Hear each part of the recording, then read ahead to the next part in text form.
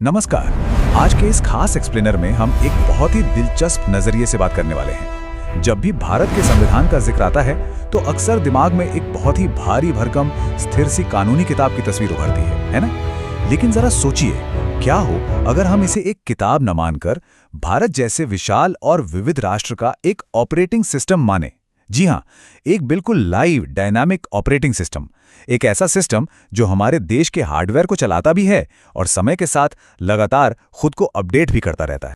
इस पूरे सिस्टम को अच्छे से समझने के लिए हमने इसे 6 मुख्य हिस्सों में बांटा है। Blueprint banana, the code, users को परिभाषित करना, यूजर के विशेषाधिकार, यूजर की जिम्मेदारियां और आखिर में सिस्टम अपग्रेड्स। तो चलिए बिना देरी किए इस सफर की शुरुआत करते हैं। पहला हिस्सा है ब्लूप्रिंट बनाना, यानी एक नए राष्ट्र की वास्तुकला। अब किसी भी बड़े और शानदार ढांचे को खड़ा करने से पहले एक सॉलिड ब्लूप्रिंट की जरूरत तो होती ही है। 1946 में आजाद भारत की इस नींव को डिजाइन करने का जिम्मा संविधान सभा को सौंपा गया था। और यहां सबसे दिलचस्प आंकड़ा है 389। जी हां, 389 सदस्य। ये कोई छोटा मोटा ग्रुप नहीं था। इसका मकसद बहुत ही साफ था, देश के हर एक कोने, हर समुदाय और हर वर्ग की आवाज को इस नए ऑपरेटिंग सिस्टम की कोडिंग में शामिल करना। उस समय के हिसाब से सोचें तो यह सच में एक अभूतपूर्व और बेहद समावेशी कदम था। जाहिर है, इतना बड़ा ब्लूप्रिंट रातों रात तो तैयार नहीं हो सकता था। दिसंबर 1946 में पहली बैठक हुई, अगस्त 1947 में ड्राफ्टिंग कमेटी बनी और फिर नवंबर 1949 में जाकर संविधान को अपनाया गया। इसमें लगभग 3 साल का लंबा वक्त लगा। लेकिन यहां एक बहुत ही कमाल की बात है, भले ही ये नवंबर 1949 में बनकर तैयार हो गया था, पर इससे लागू किया गया 26 जनवरी 1950 को। ऐसा इसलिए किया गया क्योंकि संविधान बनाने वाले लोग 1930 के ऐतिहासिक पूर्ण स्वराज प्रस्ताव की याद में 26 जनवरी की उस तारीख को हमेशा के लिए अमर करना चाहते थे। और हमारे ये जो संविधान के आर्किटेक्ट्स थे ना, वो बहुत ही प्रैक्टिकल लोग थे। उन्होंने बिना बात के कोई एकदम नई चीज इजाद करने की जिद नहीं की। इसके बजाय उन्होंने समझदारी दिखाते हुए दुनिया भर के बेहतरीन फीचर्स को देखा और उन्हें भारत की जरूरतों के हिसाब से अपने सिस्टम में इंटीग्रेट कर लिया। जैसे अमेरिका से मौलिक अधिकारों का कॉन्सेप्ट लिया, तो ब्रिटेन से संसदीय प्रणाली अपना ली, आयरलैंड से नीति निर्देशक तत्व लिए और दक्षिण अफ्रीका से संविधान संशोधन की प्रक्रिया। इसी वजह से हमारा ये संविधान इतना मजबूत और फ्लेक्सिबल बन पाया। अब आगे बढ़ते हैं दूसरे हिस्से की तरफ, द कोड, अनुसूचियां और क्षेत्र। संविधान की ये जो अनुसूचियां हैं, जिन्हें हम शेड्यूल्स कहते हैं, ये असल में वो बैकएंड सॉफ्टवेयर कोड हैं जो हमारे देश की कानूनी सीमाओं और सत्ता के पूरे स्ट्रक्चर को डिफाइन करते हैं। ये सिर्फ कुछ सूचियां नहीं हैं, ये तय करती हैं कि देश का सिस्टम असल में काम कैसे करेगा। जैसे पहली अनुसूची राज्यों और केंद्र शासित प्रदेशों को तय करती है। चौथी अनुसूची में राज्यसभा की सीटों का हिसाब है। 7वीं अनुसूची शक्तियों का बंटवारा करती है।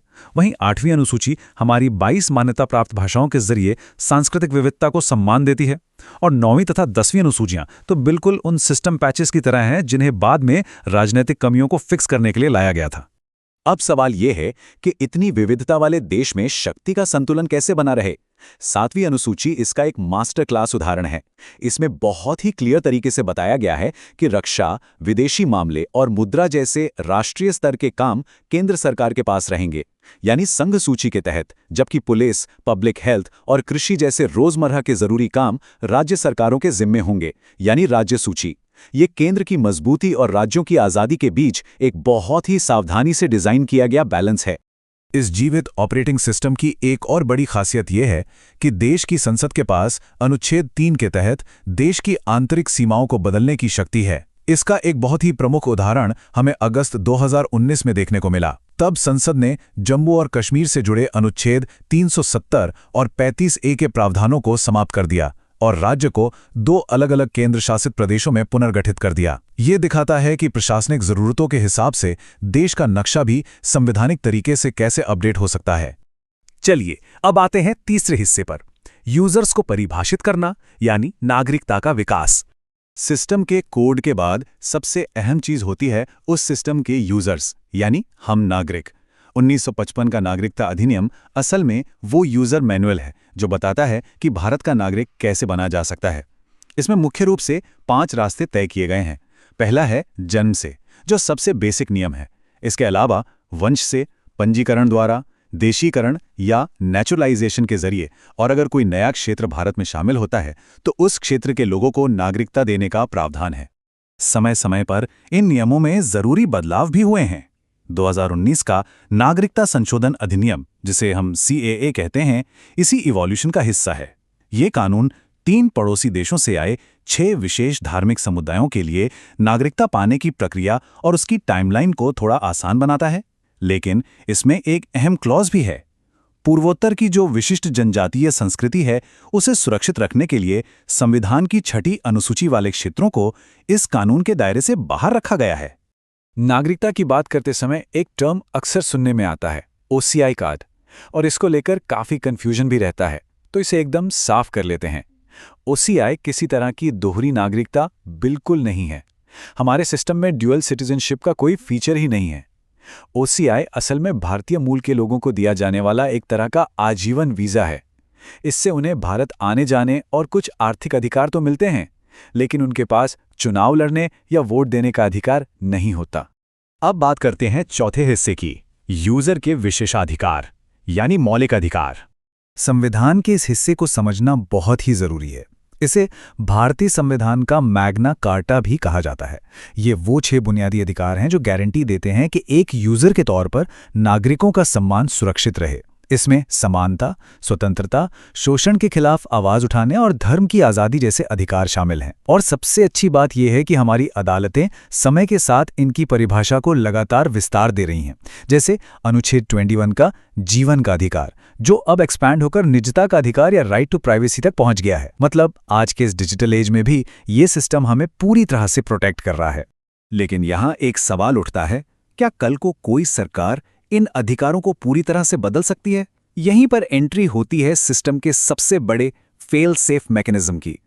1973 के मशहूर केशवानंद भारती केस में सुप्रीम कोर्ट ने मूल ढांचा सिद्धांत या बेसिक स्ट्रक्चर डॉक्ट्रिन का कॉन्सेप्ट दिया। इसने एक स्पष्ट लाइन खींच दी कि संसद संविधान में बदलाव तो कर सकती है, लेकिन वो इसके कोर प्रिंसिपल्स या इसकी मूल आत्मा को कभी नष्ट नहीं कर सकती। ये हमारे लोकतंत्र की सबसे मजबूत ढाल है। अधिकारों की बात हो गई तो अब चलते हैं 5वें हिस्से पर, यूजर की जिम्मेदारियां, मौलिक कर्तव्य। देखिए, दुनिया का कोई भी ऑपरेटिंग सिस्टम सिर्फ अधिकारों के भरोसे सुचारू रूप से नहीं चल सकता। यूजर्स की कुछ जिम्मेदारियां भी होती हैं। एक तरफ हमारे मौलिक अधिकार हैं, जिनके लिए हम सीधे कोर्ट का दरवाजा खटखटा सकते हैं, और दूसरी तरफ हैं मौलिक कर्तव्य, जिन्हें 1976 के एक बड़े सिस्टम अपडेट के दौरान जोड़ा गया था। ये गैर न्यायोचित हैं, मतलब इन्हें न मानने पर कोई कानूनी सजा नहीं मिलती। लेकिन ये कर्तव्य असल में एक बहुत ही महत्वपूर्ण नैतिक कंपास की तरह काम करते हैं। ये बताते हैं कि एक बेहतर राष्ट्र बनाने के लिए नागरिकों से क्या उम्मीद की जाती है। इन कर्तव्यों में एक बात बहुत ही कमाल की और दूरदर्शी है। संविधान हमसे मांग करता है कि हम एक वैज्ञानिक दृष्टिकोण या साइंटिफिक टेम्पर विकसित करें। जरा सोचिए, आज के इस दौर में जहां सोशल मीडिया पर गलत सूचनाएं और अफवाहें आग की तरह फैलती हैं, ये विचार कितना प्रासंगिक है। ये सीधे तौर पे कहता है कि हर नागरिक सवाल पूछे, तर्क का इस्तेमाल करें और पुरानी रूढ़ियों से बाहर निकलकर एक आधुनिक सोच को अपनाएं। और अब हम पहुंच गए हैं अपने आखिरी हिस्से पर, सिस्टम अपग्रेड्स, राज्य के नीति निर्देशक तत्व। राज्य के नीति निर्देशक तत्व, जिन्हें DPSP भी कहा जाता है, असल में भविष्य के सिस्टम अपग्रेड्स का एक बहुत ही शानदार रोड मैप है। आप इसे सरकार के लिए एक विजन बोर्ड समझ सकते हैं कि एक आइडियल भारत कैसा होना चाहिए। संविधान निर्माताओं ने एक बहुत ही प्रोग्रेसिव, कल्याणकारी राज्य का सपना देखा था, जहां समान कार्य के लिए समान वेतन हो, पर्यावरण और वन्यजीवों की रक्षा हो और समान नागरिक संहिता हो। भले ही इन नीतियों को कोर्ट के जरिए जबरन लागू नहीं कराया जा सकता, लेकिन भविष्य में बनने वाले हर कानून और पॉलिसी के लिए यही नीतियां एक गाइडिंग लाइट का काम करती हैं। कुल मिलाकर देखा जाए तो हमारा ये संविधान पिछले 7 दशकों से एक बेहतरीन ऑपरेटिंग सिस्टम की तरह काम कर रहा है और लगातार खुद को अपडेट भी कर रहा है। लेकिन दुनिया अब बहुत तेजी से बदल रही है। आज हमारे सामने आर्टिफिशियल इंटेलिजेंस, डेटा प्राइवेसी और क्लाइमेट चेंज जैसी बिल्कुल नई और जटिल चुनौतियां खड़ी हैं। तो सवाल यह है, क्या इन ग्लोबल चैलेंजेस से निपटने के लिए इस बेहद लचीले दस्तावेज को भविष्य में किसी नए और बड़े अपग्रेड, यानी क्या एक 13वीं अनुसूची की जरूरत पड़ेगी? ये एक ऐसा सवाल है जिस पर हम सबको विचार करना चाहिए। इस एक्सप्लेनर में हमारे साथ जुड़ने के लिए बहुत बहुत धन्यवाद।